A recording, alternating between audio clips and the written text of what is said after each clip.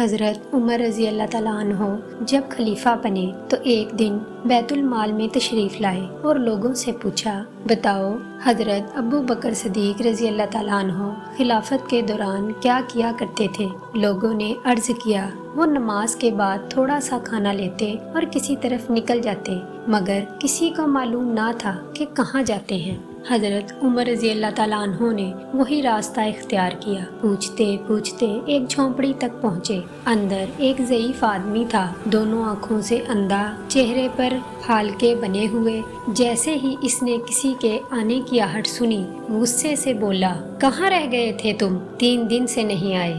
حضرت عمر رضی اللہ تعالیٰ عنہ خاموشی سے قریب بیٹھے اور اسے کھانا کھلانے لگے، مگر بوڑھا پھر بولا، یہ کیا، آج تمہیں نوالا کھلانے کا طریقہ بھی یاد نہیں رہا؟ یہ سن کر حضرت عمر رضی اللہ تعالیٰ عنہ کی آنکھوں سے آنسو بہنے لگے۔ فرمایا، میں عمر ہوں اور جو تمہیں روز کھانا کھلاتا تھا وہ مسلمانوں کا خلیفہ حضرت ابو بکر صدیق رضی اللہ تعالیٰ عنہ تھا، وہ اب اس دنیا میں نہیں رہے۔ یہ سنتے ہی بوڑھا لرزتے ہوئے کھڑا ہو گیا، روتے ہوئے بولا، اے عمر رضی اللہ تعالیٰ عنہ، مجھے کلمہ پڑھا دو۔ 2 سال تک وہ شخص روز میرے پاس آیا، مجھے کھانا کھلایا، کبھی اپنا نام تک نہیں بتایا۔ پھر اس نے کہا، وہ تو میرے لیے نوالا اپنے منہ سے نرم کر کے دیتے تھے۔ حضرت عمر رضی اللہ تعالیٰ عنہ کے آنسو تھم نہ سکے اور وہ دیر تک خاموش بیٹھے رہے۔ حضرت ابو بکر صدیق رضی اللہ تعالیٰ عنہ کا یہ عمل صرف خدمت نہیں تھا، یہ اخلاص، محبت اور انسانیت کی وہ مثال تھی جسے وقت بھی مٹا نہ سکا۔